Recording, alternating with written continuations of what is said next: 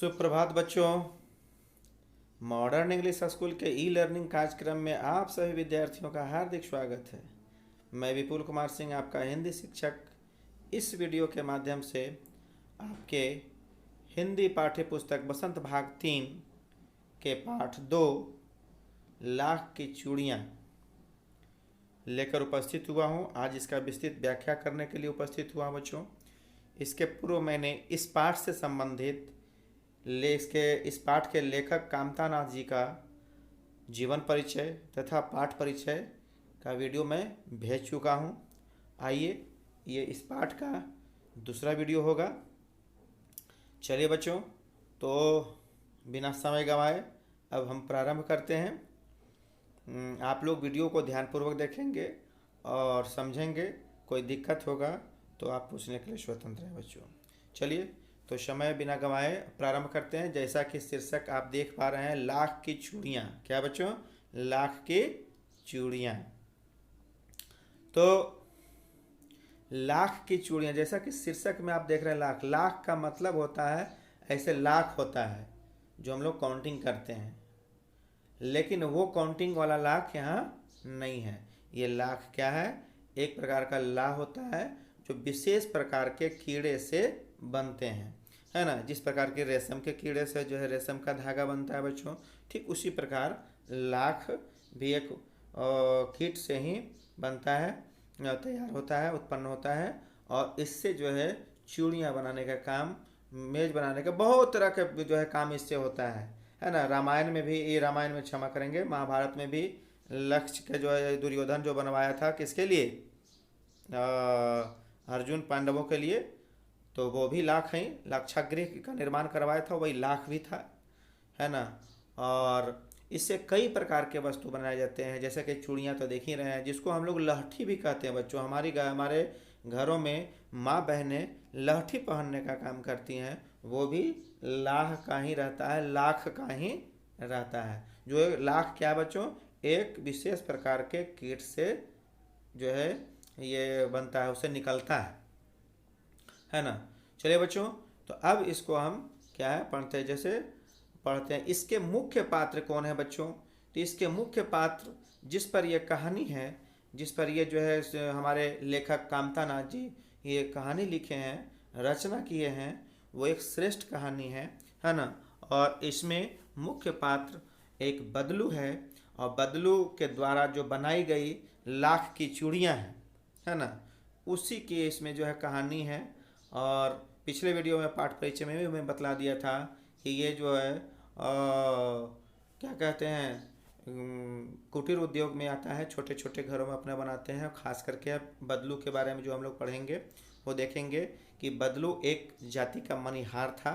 मणिहार का अर्थ होता है बच्चों चूड़ी बनाने या बेचने वाला, उसको मणिहार कहते हैं। तो ये बच्चों एक मणिहार है, जो इसका पैतृक पेशा, पैतृक मतलब पिता का नहीं, इसका खानदान दर खानदान यही बनाते आ रहा है, चलाते आ रहा है, इसको पैतृक कहते हैं, है ना। पूर्वजों के द्वारा जो दिया गया था उसको पैतृक कहा जाता है।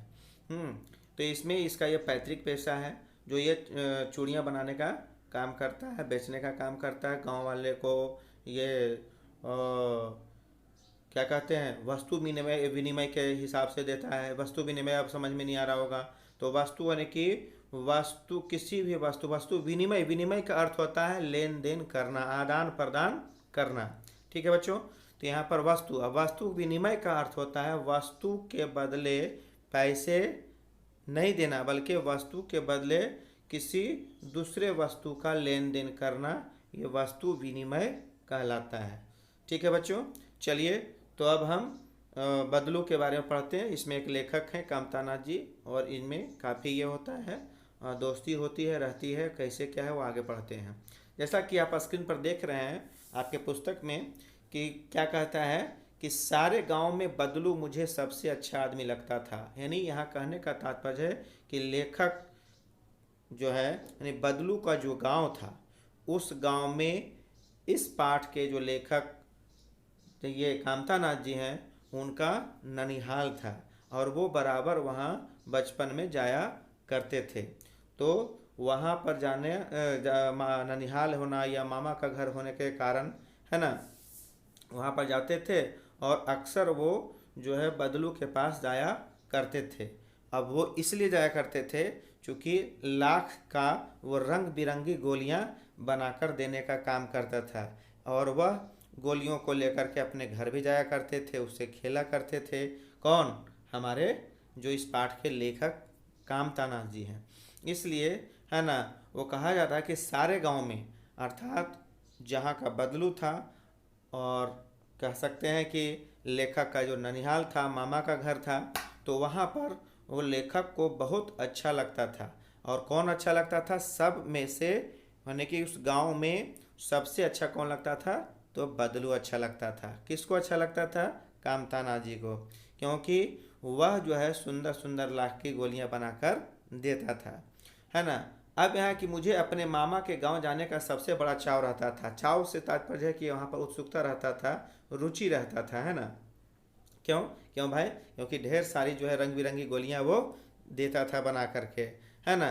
और कहा था कि जब मैं लौटता था तो मेरे पास ढेर सारी गोलियां होती, रंग बिरंगी गोलियां, जो किसी बच्चे को मन मोह लेता था। अक्सर जानते हैं कि बचपन में जो है लोग, बच्चे लोग क्या करते हैं, जिसमें ज़्यादा उनको रुचि लगता है वही चीज़ को पसंद करते हैं, और वो ज़्यादा चीज़ जिसके पास रहता है तो अन्य जो बच्चे होते हैं उसको देख करके काफ़ी जो है लुभा जाते हैं, आकर्षित होते हैं कि नहीं रे भाई, इसके पास तो बहुत सारा गोलियां, अच्छी अच्छी गोलियां हैं। तो और बच्चे जो होते हैं आकर्षित होते हैं। तो वही यहाँ पर है कि जब रंग बिरंगी गोलियां ज़्यादा बदलू बना करके लेखक को दिया करता था, तो और उसको एकत्र करके, इकट्ठा करके जब अपना गांव जाते थे लेखक, तो वहाँ ले जाते थे, और वहाँ के लोगों का मन वो मोह लेता था, वो जो गोलियां होता था। कहता वैसे तो मेरे मामा के गांव का होने के कारण मुझे बदलू को बदलू मामा कहना चाहिए, परंतु उसे बदलू मामा न कहकर बदलू काका कहा करता था। कारण ये था बच्चों कि बचपन है, गांव के इसके बदलू के साथ लेखक का कोई अपना संबंध नहीं था, क्योंकि वो अलग था, ये अलग था। लेकिन वहाँ पर एक आपसी जो प्रेम है, जो रंग बिरंगी गोलियां देने के कारण आपसी ज़्यादा ये क्या कहा था, नज़दीकी बन गया था। लेकिन अब गांव के रिश्ते यानी ननिहाल के रिश्ते के हिसाब से लोग को, वहाँ के लोग तो इसको काका कहेंगे ही, लेकिन इनको तो मामा बदलू लगेगा। लेकिन बच्चों को बोलते हुए देखते हुए ये भी बदलू मामा न कह करके बदलू काका ही सभी बच्चों के साथ ये भी कहने लगे थे, है ना। अब कहता कि बदलू का मकान कुछ ऊंचे पर बना था। मकान के सामने बड़ा सा सहन था जिसमें एक पुराना नीम का वृक्ष लगा था। उसी के नीचे बैठकर बदलू अपना काम किया करता था। बगल में भट्ठी दहकती रहती जिसमें वह लाख को पिघला करता था, और सामने की एक लकड़ी की चौखट पर पड़ी रहती जिस पर लाख के गोलियां मुलायम होने पर वह उस लाख के सामने पतले छोड़ा आकार देता था। कहने का तात्पर्य यह बच्चों कि वो जो है बदलू जो था उसके घर के सामने एक आंगन था। इसमें आंगन का अर्थ यहाँ पर देखिए एक शब्द आया सहन। सहन का अर्थ होता है आंगन। सहन का अर्थ क्या होता है? आंगन। तो वो घर के सामने एक सहन था, आंगन बहुत बड़ा था, और उसमें एक नीम का जो है बहुत विशाल और पुराना वृक्ष था, पेड़ था, और उसी के नीचे बैठकर बदलू अपना काम करता था चूड़ी बनाने का। बगल में भट्ठी रहता था, भट्ठी अर्थात जिसमें आग लगता है ना, और क्या कहते हैं उसी में लाख को पिघलाया करता था। और सामने एक चौखट पर पड़ी जो है एक लकड़ी चौखट पड़ी रहती थी जिस पर लाख मुलायम होने पर वह उसे सलाख, सलाख मतलब होता है लोहे का रॉड होता है बच्चों, है ना, सलाख के समान पतला करके चूड़ी का आकार देता। कहता पास में 4-6 विभिन्न मतलब अलग अलग आकार की बेलन नुमा मुंगेरियाँ रखी होती थी, है ना, जो आगे से कुछ पतली और पीछे से छोटे जो है मोटी होती थी। कहने का मतलब ये हुआ बच्चों कि ये शंकुआकार होता है, यानी लोहे का होता है, या मान ली काठ का भी होता है। जो कि शंकु देखेंगे ना, शंकु तो थोड़ा खाली रहता है, शंकु यानी कौन इंग्लिश में बोलते हैं उसको, तो ऊपर उसी टाइप का है होता है। उस पर क्यों? छोटा बड़ा साइज देने के लिए वो मुंगेरी होता है, जिससे कि आप बड़ा भी कर सकते हैं, छोटा कर सकते हैं उसको। उस पर साइज यानी अर्थात जितना बड़ा या छोटा कर सकते हैं उसके लिए उसको मुंगेरी का प्रयोग करता है। वो बेलन नुमा होता है। किस नुमा होता है? बेलन नुमा। बेलन के आकार का होता है, लेकिन एक ऊपर नीचे पतला और धीरे धीरे धीरे धीरे बड़ा होते जाता है साइज में, उसी को कहते हैं। अब कहता है कि लाख की चूड़ी का आकार देकर वह उन्हें मुंगेरियों पर चढ़ाकर गोल और चिकना बनाता और तब एक एक करके पूरे हाथ की चूड़ियाँ बना चुकने के बाद वह उस पर रंग करता है। यानी जब चूड़ियाँ बना लेता था बच्चों, तो फिर उस पर जो है रंग चढ़ाने का भी वो काम करता था। कहता बदलू यह काम सदा ही एक मचिए पर बैठकर किया करता था। मचिया बच्चों यानी बैठने का एक वस्तु है, तात्पर्य कि छोटा चौकी भी उसको कह सकते हैं आप, या मचिया जो है आजकल गांव में क्या आप किससे बनाते हैं, सूतली का या जोर उसको या रस्सी कहें, उसका बुना हुआ रहता है ना, इधर से इधर, वही मचिया कहलाता है, यानी बैठने के प्रयोग में लाया जाता है उसको। तो ये कहता है बदलू यह कार्य जो अर्थात चूड़ी बनाने का काम मचिया पर बैठकर किया करता था, और जो बहुत ही पुरानी थी वो मचिया। बगल में ही उसका एक हुक्का रखा रहता था। हुक्का का मतलब होता है जिसको, है ना, गांव में खैनी का क्या सब जो है कुछ बूढ़े या वृद्ध व्यक्ति या वृद्ध महिला जो है पीने का कार्य करती और करते हैं, है ना। उसको इंग्लिश में हबल बबल भी कहते हैं बच्चों, है ना, हुक्का। तो हुक्का वो बीच बीच में पीता था और काम भी करता था। कहता है कि इसमें कि गांव में मेरा दोपहर का समय अधिकतर अर्थात लेखक का अधिकतर समय बदलू के पास ही बीतता था। वह और जो बदलू था लेखक को लल्ला कहकर जो है पुकारता था, और जो है अपने मछिया जो है जब वो जाते थे लेखक बदलू के पास तो मछिया मंगवा देता था बैठने के लिए, और लेखक जो है वहाँ बैठे जो है घंटों बैठे रहते, मतलब एक घंटा नहीं घंटों, मतलब कई घंटों तक बैठे रहते थे और उसके अर्थात बदलू के चूड़ियाँ को बनाते हुए देखते रहते थे, है ना। लगभग यानी कि रोज का वह 4 से 6 जोड़े चूड़ियाँ बनाता था। कौन?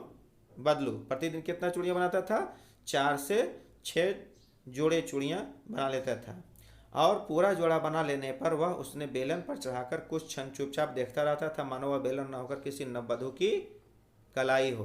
तात्पर्य ये बच्चों, है ना, कि नववधु, नववधु मतलब नए जब लड़कियों की शादी होती है तो एक वधु के रूप में जो है ना, बहू के रूप में, है ना, दुल्हन के रूप में जब ससुराल जाती है तो उसके हाथों पर जो है ना कलाइयाँ जो है कलाइयों पर चूड़ी होती है, ठीक है, और बहुत सुंदर जो है दिखता है। तो ठीक उसी प्रकार जब ये बदलू चूड़ी बना लेता था उसके बाद क्या करता था, उस मुंगेरी पर उस सब को रख देता था और उसके बाद गौर से निहारता था, है ना, देखता रहता था चुपचाप कि कितना जो है सुंदर है। लगता था जैसे मानो कि किसी नववधू के कलाई पर वो रखा हो, यानी देखने में बहुत सुंदर लगता था। आगे बच्चों की बदलू मनिहार था। ये पहले मैं प्रारंभ में ही बतला दिया था। बदलू क्या है? जाति का एक मनिहार था। मनिहार से तात्पर्य है बच्चों कि मनिहार यानी चूड़ी बनाने वाले और बेचने वाले जो होते हैं उसको मनिहार ही कहा जाता है।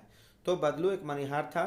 उसका जो है चूड़ियाँ बनाना एक पैतृक पेशा था, मतलब पूर्वज का दिया हुआ, मतलब अपना हाथ से ही जो है काम करते, उनके पिताजी कर रहे होते थे, उनके दादाजी कर रहे होते थे, वैसे धीरे धीरे धीरे नीचे भी सब आते गया। तो इसीलिए कहा था कि चूड़ियाँ बनाना उसका पैतृक पेशा था, और सच में वह बहुत ही सुंदर सुंदर चूड़ियाँ बनाने का काम भी करता था। कौन? बदलू। उसकी बनाई हुई चूड़ियों की जो है खपत, है ना, बहुत थी। उस गांव में सभी स्त्रियां जितनी भी महिलाएं थी, है ना, उसी का अर्थात बदलू के द्वारा जो बनाई गई चूड़ियां होती थी उसी से जो है उसी को पहनती थी। वो उतना ही नहीं, आसपास के भी जो गांवों के लोग थे वो भी इसी तरह से अर्थात क्षमा करेंगे बदलू से ही चूड़ियाँ ले जाया करते थे। परंतु वह कभी भी चूड़ियों को पैसा लेकर नहीं बेचता था। पहले मैं बतलाया था वस्तु विनिमय का काम करता था वो, है ना।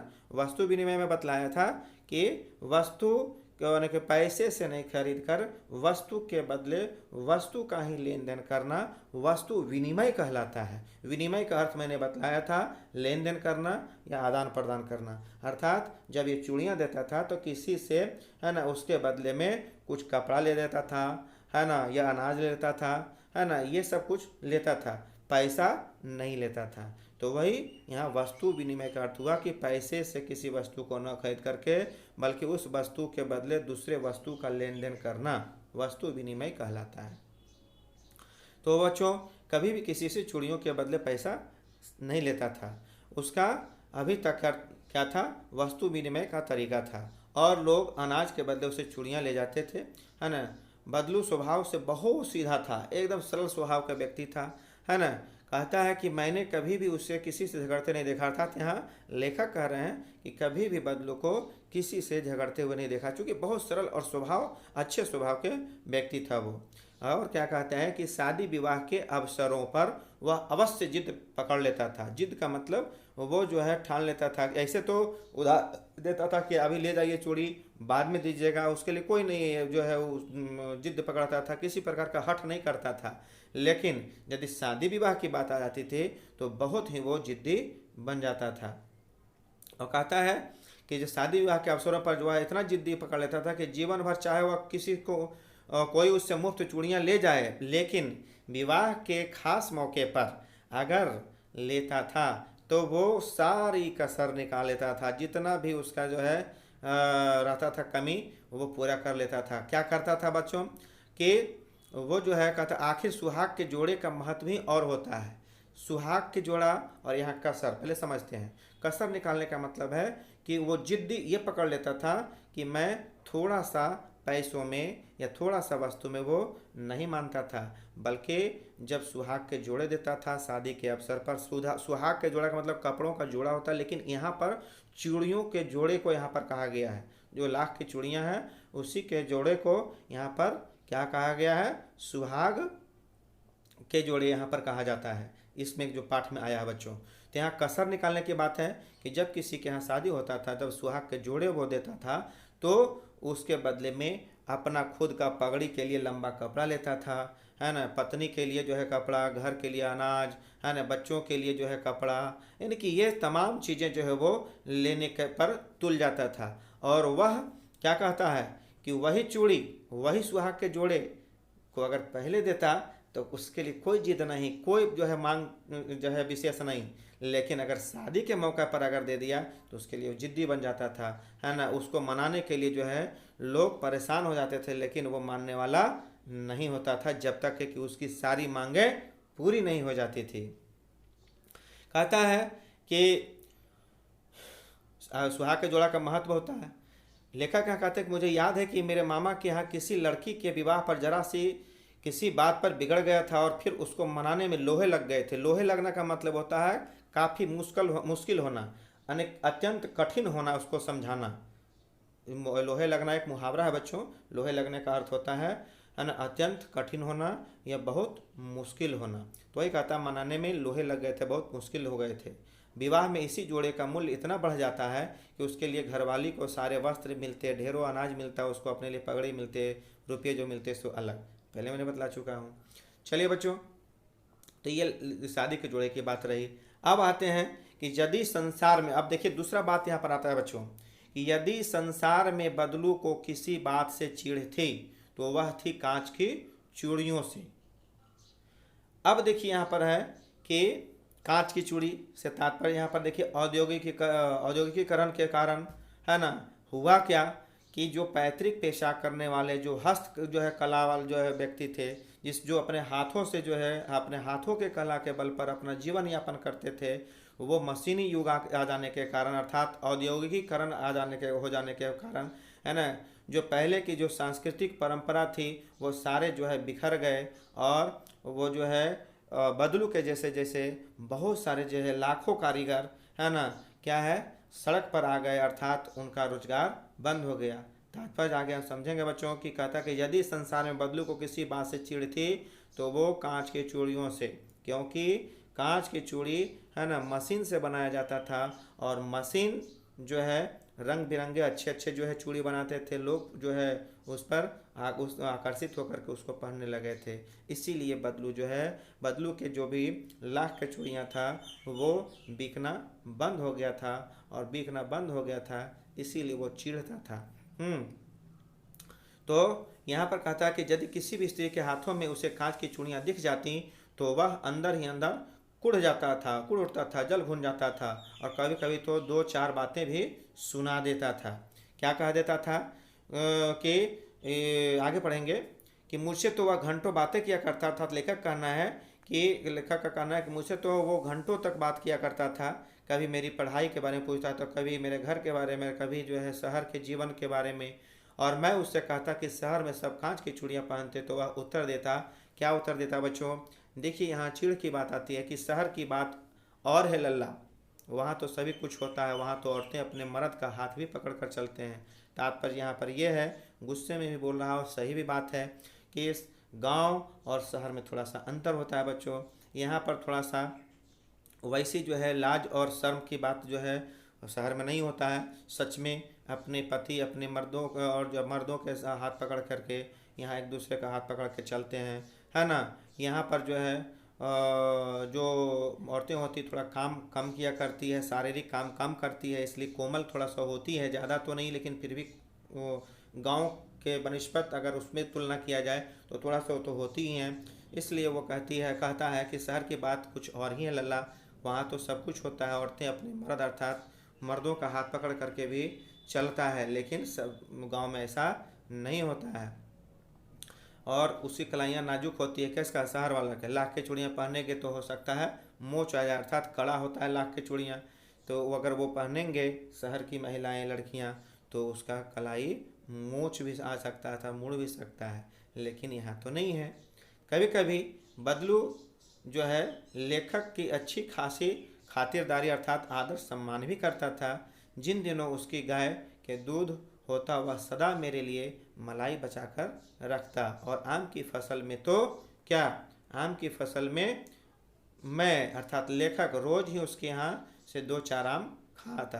परंतु इन सब बातों के अतिरिक्त जिस कारण वह मुझे अच्छा लगता वह था कि लगभग रोज ही वह मेरे लिए 1-2 गोलियां बना देता था। यानी कहने का तात्पर्य ये हुआ बच्चों कि ये जो लेखक थे उनको आम मिलता था, दूध मिलता था, उससे ज़्यादा लगाव नहीं था बदलू से, बल्कि वहाँ पर लेखक को जो रोज लाख की जो रंग बिरंगी जो है 1-2 गोलियां बनाकर मिल जाता था, इसलिए वो काफ़ी खुश रहते थे और काफ़ी समय वहाँ देते थे और बचपन में और बैठा करते थे, काफ़ी जो है लंबा गप्पे मारा भी करते थे।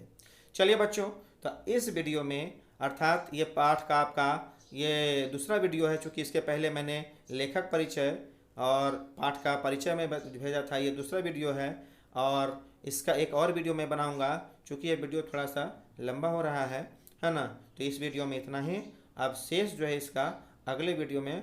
तब तक के लिए आप लोग खुश रहें, है ना, सुरक्षित रहें घरों में और अपने पढ़ाई पर ध्यान देते रहें। किसी प्रकार का कोई दिक्कत हो तो आप पूछने के लिए हमसे स्वतंत्र हैं, किसी प्रकार का हिचकिचाहट नहीं करना। ध्यान रहे बच्चों कि प्रत्येक पाठ का जो है फेयर कॉपी बनाते जाना है, क्योंकि अगर विद्यालय खुला तो हम लोग आप लोगों से फेयर मांगेंगे और उस समय आप लोग परेशान हो जाएंगे कि हम कहाँ से दें।